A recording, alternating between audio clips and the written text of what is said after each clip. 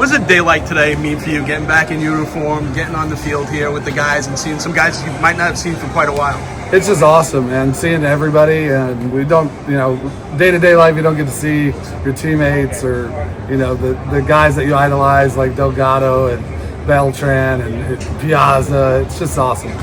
And you take a look at the railing here, bring any flashbacks of maybe going over and a catch? I hope not today. I hope not today. Any in particular pitcher from the other side that you're looking forward to face?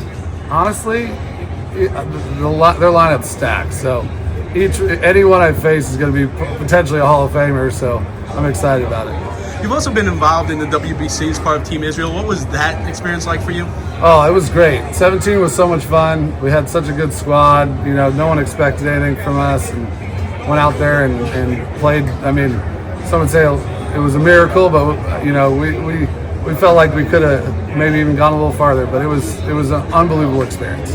Let's take a look at your career, and you succumbed to like a very rare disease that kind of like took you out for a while with it's valley fever, but I started getting some injuries, and that didn't help.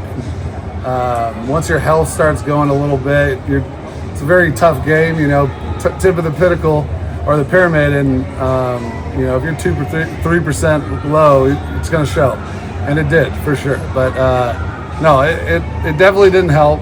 To what degree, I don't know exactly.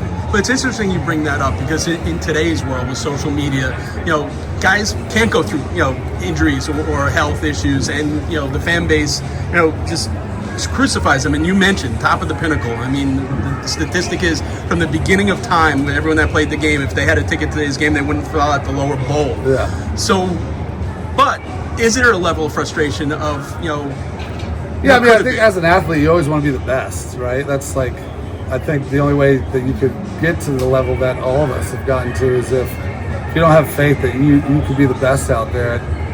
I don't think you'd work as hard or be able to even come close to making it. So there's always frustration, but that's in life, if you could have gone back the next day and redone it, things could be different, but that's not how it works.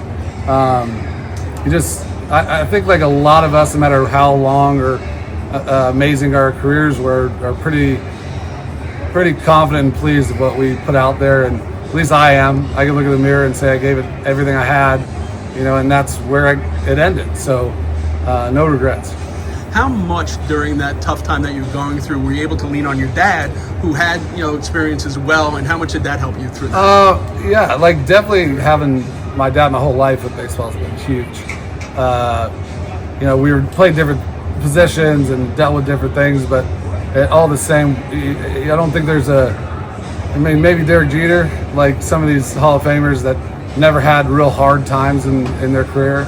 But I think that's about a 99% chance for a professional athlete. You're going to go through some struggles and hopefully some good years too.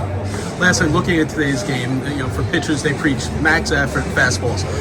Pitchers do have secondary pitches, but it's primarily a fastball league now.